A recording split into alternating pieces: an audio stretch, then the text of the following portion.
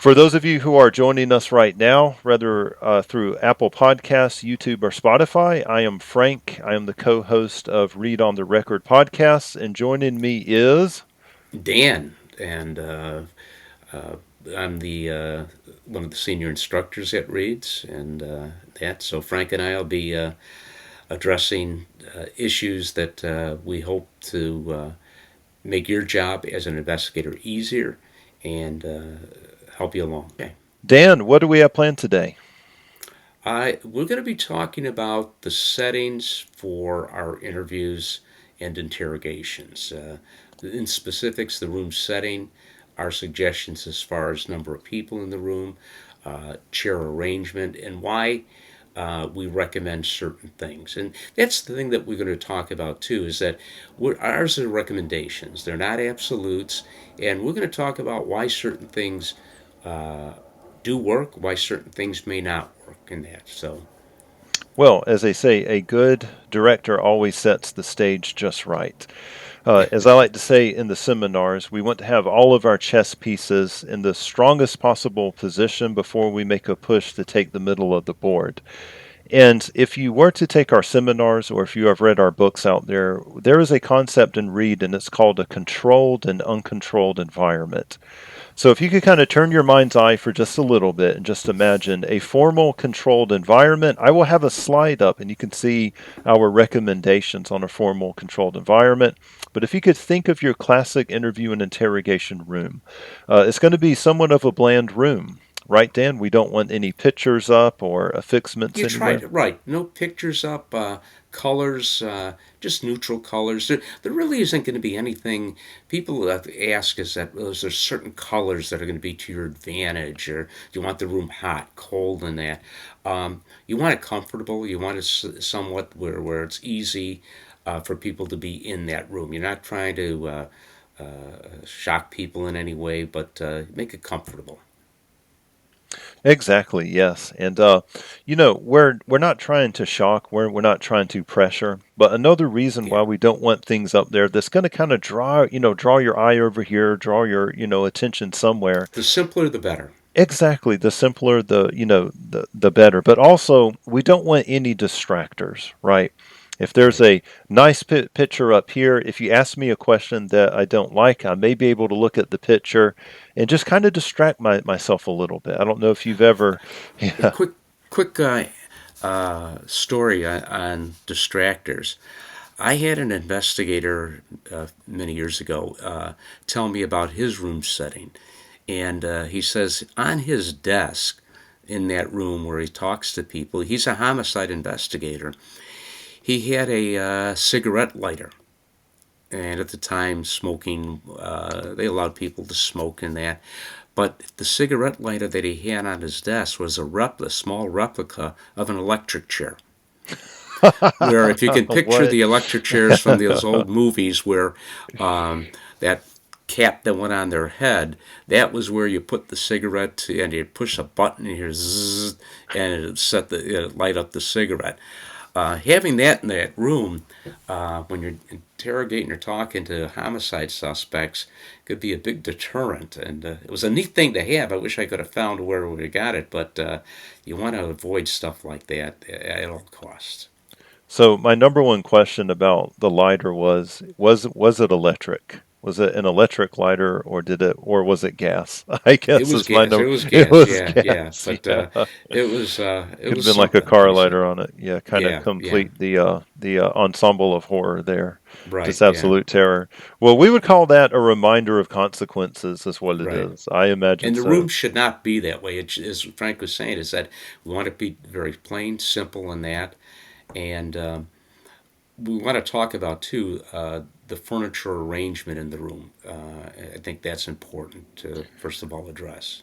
One of the key concepts I think that a lot of our law enforcement, as well as private investigators, will pick up is whenever it comes to your room arrangement, we want to be what's called mission focused. We want everything in there to be designed to help you, the person asking questions, to get the most accurate information that you can from the subject. And if there's a piece of furniture, if there's anything in there that's not going to help you on that mission, then it should probably not be in there. We don't really want a bunch of bookshelves in there, for example, or I don't want a chest full of little goodies in the corner. Nothing that's going to that's going to Distract detract. anybody. Exactly, that's Yeah. right. To distract. My word of thumb was always, if it's not helping, it's hurting. So if it's, That's a hey, good, yeah, yeah, and that's something too that is very important is that you want to make your job again simple, exactly, easy for you. simple, Yeah. easier for you, 100% on that. And You know, um, another example I would use about a formal controlled environment for an interview and interrogation room. And if you're thinking of an environment that has like a camera, it's being recorded, set up like that is, there's an equivalency if you are a road officer. Like if you do a traffic stop, you're going to want some offset. You're going to want to set up the traffic stop so that your interaction with the person you are initiating the stop on is going to ensure your safety as well as you're able to do your job. Same thing. There should be an investigator presence whenever you're running these interviews and interrogations. And what we're going to talk about today is the ideal room setup. What to do if you don't have the ideal? Maybe you don't have the equipment. Mm-hmm. Maybe the table and chairs are bolted to the floor. I've had that happen as well. So Yeah, you're yeah, yeah, yeah. so you're kind of there. But also, Dan, how can a road officer, a patrol officer, let's suppose I respond to a domestic call, right? Both parties are on scene. There's a baseball bat. I show up. I secure the scene. Is it possible that I can still go and apply the Reid principles of interviewing in an uncontrolled environment? How can I do something like that? Absolutely, Frank. And the thing is, and obvious in situations like that, you want to separate the individuals as much as you can, and you want their attention as you ask questions to be focused in as much as they can on you, not on the surrounding or the other party in the dispute and that. So you try to position it that way where you isolate the person as much as you can. Now, again, we're talking about ideal settings, and many times, especially in a situation like that, you have less than ideal settings. You got people yelling, screaming, just people watching what's going on, other officers arriving at the scene and that. So it's kind of a judgment call on you, but have that person's back to all the distractions. You be the one, if you have to face those distractions. So they're mainly paying attention to you, not on things going on around them. That's really great. What a wonderful tip. You know what? If I respond to a call and if, hey, I don't have an interview room very handy, just by taking the suspect, the witness, or victim and just kind of positioning where their vision is and kind of blocking out some stuff that's going on, you can also walk them away a little bit away from the scene and Right. kind There's of nothing that has create. to say they have to be Exactly. right Yeah, there. yeah. Yeah. Yeah. My Uh, only caveat is I would always make sure that you have an officer who's watching your back, of course, officer of course. safety. Yeah. And if we say anything here in the course of this episode or podcast that would conflict with officer safety, by all means, prioritize officer safety, please. Exactly. And Everything else yeah. is secondary. And from our experience too, things like that with the safety issue really isn't going to jeopardize an interview or an interrogation either. hmm Oh yeah. Oh yeah, for sure. The main part is going to be your demeanor, your Yeah, ability to absolutely. build rapport, and the types of questions you are asking that's going to help you plan and strategize an interrogation if it's warranted on the side of the road. So, all right. Right. So let's talk about the ideal room setup. Okay. So Dan, let's pretend that you are the evidence warden. Okay, and the police chief, he's going to come up to you and he's going to say, "Okay, Dan, I've got a blank room over here. I want it to be the interview and interrogation room. How do you want it set up?" Okay. Good question, Frank. First of all, the room, you don't want it too compact. You don't want it like a closet. An ideal would be 8 by 10, something of that nature. If you have to make it smaller, that's fine. But you try to avoid too large of a room because they just wander in there. It's easier for them to distract themselves, not intentionally, but just to look around. You want them concentrating on you. The furniture arrangement, what we would recommend ideally is a desk and 2 or 3 chairs in that room. For us, the most ideal setting would be just you and that subject only in there. A lot of agencies will have a third person in that room with the investigator. We recommend if you do have a third person, whether it be another investigator or someone that is just simply observing, you try to place that third party out of direct sight of the subject. And it's important to give that third party, whoever they're going to be, directions of what they're to do, what they're to say in there. And that's real simple. If I'm going to go in there with you, Frank, and even if we're partners, I'd place you in that. And if I'm going to be the one doing the interview, I'd place you off to the side, out of direct sight of the subject. And again, just a reminder, I'd say, Frank, if there's anything that you need to ask this individual as we're going through this interview, wait till I finish asking all of my questions and then I'll turn it over to you. And there are things that the person may have said that I didn't pick up on, but you did. But you try to make it as organized as possible. You want to have that one investigator get through all their questions first, then turn it over to the other investigator. In that way, the subject's attention is focused in on just one person, not two. And why that's important is that if they're addressing, answering questions from both investigators, their eye contact may be all over the place. It's harder to develop rapport with just two people than it is with one. And those are just little tidbits that I think might be helpful. I think any officer who has responded to a hot call for service, maybe a robbery in progress, a burglary, a domestic, whatever it happens to be, we may have all found ourselves in a situation where you have 5 or 10 officers and everyone's yelling at the suspect to do something.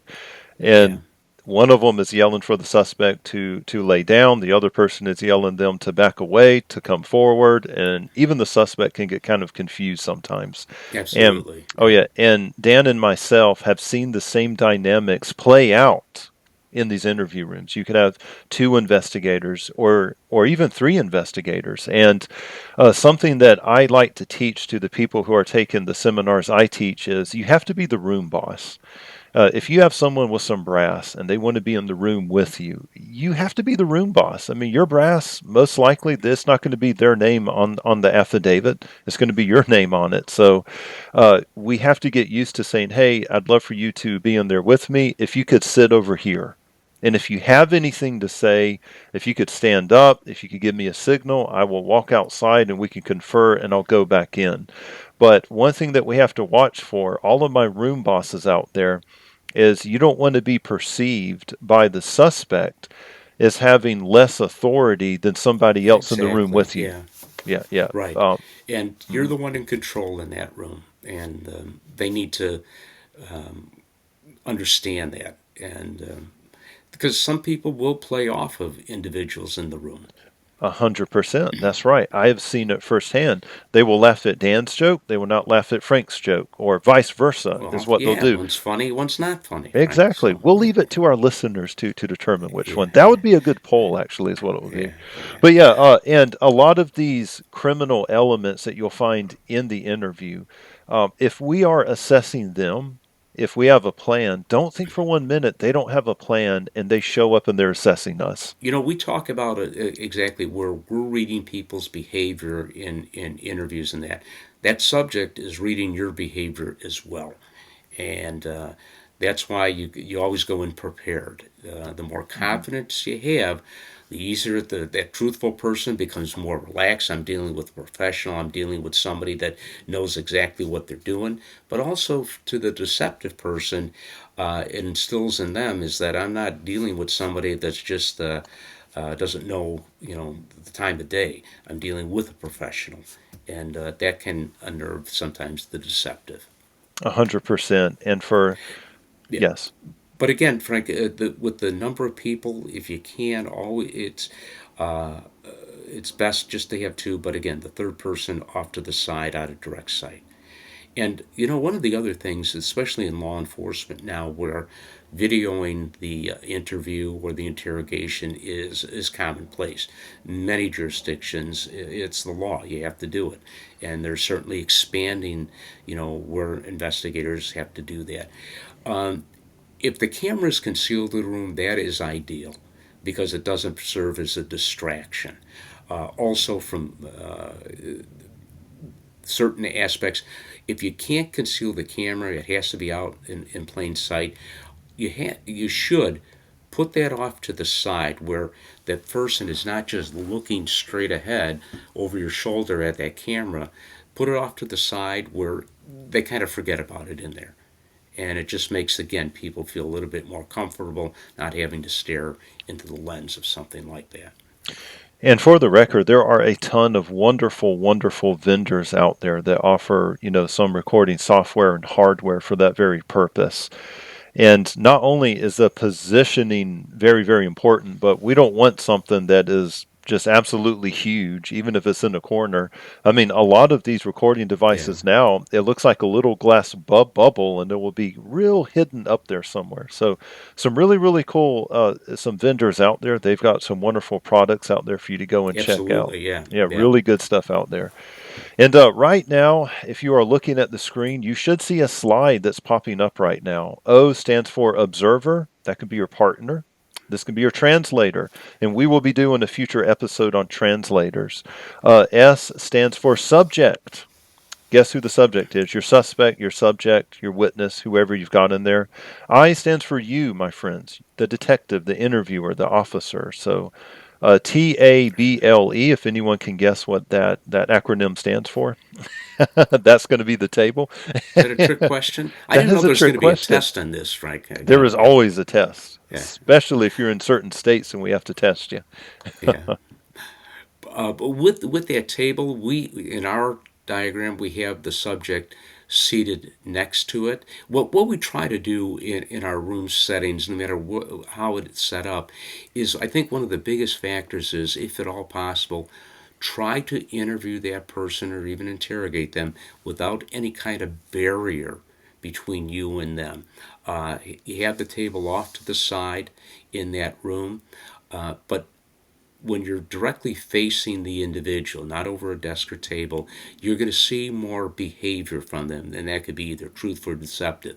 When people sit behind barriers such as tables and that, and you're conducting an interview, the deceptive feel more secure because of that barrier between you and them. If you recall, I think with COVID, where we were all wearing masks and that, investigators, they would find people lying much easier with that mask covering their face. Well, that same kind of I principle believe applies it. here. Yeah. Yeah. So you try to remove as many barriers as you can. I'm not saying that you can't interview people with a table or desk between you. Sometimes, again, you may not have a choice in the matter, but it is harder to read behavior, both truthful as well as deceptive, if they're seated behind that desk or table. And if it comes to an interrogation, it will take you longer to get the person to admit guilt if they're seated behind a table or desk, because, again, they feel more secure, less vulnerable. And you find with people too, where if they're seated behind a table in an interrogation, they give you more denials. I didn't do it. And why? Because, again, that barrier is making them feel more secure. That's why we try to eliminate it. But especially in an interview, you want to be able to observe the full body of the individual. And that if they're seated behind a desk or table, three-quarters of the body in many instances are cut off. Plus, also, for a lot of times, people that are being interviewed with a table or desk between them, they're leaning on it. There's nothing wrong with leaning on a table or desk. It's comfortable, it's there. But what it does, it'll mask out some of the nonverbal behavior we're trying to evaluate. And it just, again, is giving you more information on making that decision they're involved and not involved in the issue. So Dan, let's suppose that I have a subject who's showing up for an appointment, and he shows up and he says, "Hey, I want to bring my wife in. I want to bring my brother in. I want to bring my best friend in." Is that okay for me to do, to bring someone else in? I would try as best I can to eliminate that. You don't want them bringing in people, and you got to ask yourself, why are they doing that? Most of the time, we find them bringing a spouse or friend with them is they're looking for support from that individual. I've had people bring their children to interviews, and they're trying to elicit empathy from the investigator, and they're thinking is that, well, if I bring my children, the investigator really can't say anything bad. It's a distraction, and they're going to see what a good person I am with my children. They're going to start feeling sorry for me and maybe give me the benefit of the doubt in this. So, if at all possible, say to them, if they say that, well, you can bring them, but it'd be better if we just talk, you and I. Give Exactly. them Yeah. directions. Don't. I would never want to ask, would you want your wife or your husband or friend in the room with you? Let's say more so a spouse. Would you want them with you, or would you prefer them to be out of the room? Don't give them that choice. I mean, say, Frank, I want to talk to you privately in this thing, and I'd rather not have them in there because we are going to be talking about things that in some areas might be confidential, and it's between me and you. Exactly. And I, as a personal side note on this topic, if they show up with their priest or pastor or preacher, and they show up with them, and they show up holding a Bible, and if Any they of show these up with the things, yeah. clergy, yeah, yeah, then major indicator that you may have the right person, even though no one type of behavior is going to tell you one way or I another. had So, I had an individual come in for an interview, and he has something on his lap, and it's covered by a blanket, and I could see it starting to move a little bit, and I'm wondering what the heck is this? Is this alien coming out of his stomach or what? It turned out to be a little puppy he brings with him. You know, I have a puppy. How could I commit a crime? I brought a puppy with well, me. that's Yeah. exactly what he's trying to convey. Look how what a good person I am. I love animals. I love look at the cute puppy. A distraction. That's all that it Yeah. is. Yeah, I like that story. That's pretty yeah, good. Haven't heard about a puppy before. I've had yeah, someone show up with the carrier with a cat in it, and the cat is meowing, and I had to move the cat outside. And I promised, I said, "Hey, no one's going to bother the cat. We'll be okay." All yeah. right. And Yeah. another thing too. Mhm. Just nowadays, you do find a lot of people with service animals and that. Oh, yes, yes. You're not going to say no. We're not going to allow that. But generally, with a service animal, from my experience, they're just laying down on the floor next to the individual, so it doesn't become a real distraction in that. So, I mean, you don't want to object to having that Yeah, type of yeah. an animal in the room. Yeah. And I imagine that a service animal would probably be a parent, whatever kind of purpose or role that it is fulfilling. But Exactly, yeah, yeah, exactly. And I would yeah. not read into, obviously, bringing a service animal with them to an interview and that as Exactly. anything Yeah, bad, yeah, yeah. in that. So, one other Mhm. thing before we watch that video is that I'd also suggest, if we can, to have, if you have a table or a desk either next to the person, or if there's some instances where you have to have them seated behind a desk or a table, try to make sure that that is clear of anything. Don't be Exactly. having Nothing on top of the even a table. Yeah. pen on that table and that they pick it up, and truthful as well as deceptive people do it, flipping it in their hand, clicking it. It's a distraction. It's a nervous gesture, but we all do it. But it's harder to read behavior that way. And Hmm. the other thing too is that our suggestion is don't, if you can avoid it, offer them something to drink. Don't offer them coffee, water, and that. Only because if they have it in there, and I know investigators do that in a way to maybe break the ice, develop a little rapport with the individual. But with that drink sitting next to that person, it allows them a way to sometimes stall in an answer. You ask them a question: is that, They take a sip of the empty what do you think? bottle. Yeah. Yeah, before they're answering it, they're sipping on the soda or the coffee and that. And you have to ask yourself, well, is that a stall by a deceptive person trying to think of an Hmm. answer? Or is it simply a truthful person who's just thirsty and because it's there wants to take a sip of water or coffee? So you're making your job a little bit harder by doing that. So our suggestion is try to have the surface as clear as possible. Hmm. And if you're new to the Reid technique in general, if you're new to investigations, if you haven't taken one of our seminars or read our many books that are floating around out there, I just want you to know is that part of our protocol for interviewing is we ask some questions that are called the suitability of the subject for questioning. And in the very beginning, we're going to ask them, hey, are you thirsty? Are you hungry? And if we perceive that a break is needed, if they need to use the restroom, if they need to get At the something to very drink, beginning, get that out in of the the way. very beginning, but you don't want to be halfway through and then they reach over here and they're like, and then they're gripping their emotional support water bottle and then they're staring at you and buying for time. That's when it Right, would become an issue. But we are watching after everyone's physical safety, their comfort throughout the entire course of an interview, as well as an interrogation. So I just want to right. kind of throw that little part out there. I But would, again, just mhm. to summarize Yeah, kind of yeah. everything, Frank, with the room setting that we started out with here, we want to make it a situation where the subject is seated directly in front of the investigator. I think another thing that we want to make sure of is that the distance that the interviewer is from the subject, and we always recommend a distance of about perhaps 5 or 6 feet.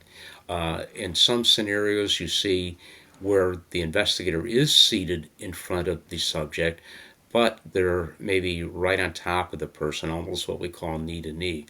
And if you get too close to people in your interview, you're going to make them feel uncomfortable. And because they feel uncomfortable, that may look more like deception when in fact it's not deception at all.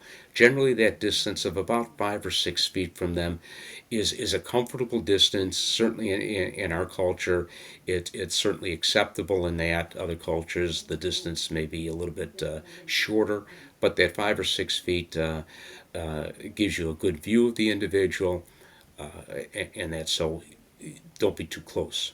And I would like to say too for our listeners is that there's a lot to parse with the Reid technique as far as the interview goes. In future episodes, we will be talking about the different types of questions that we ask in a behavioral analysis interview, why we ask them, when we ask them. So we will be clearing a lot of that up. But listeners And out if you there, have yeah. questions too, Frank, Oh yeah. again about Hmm.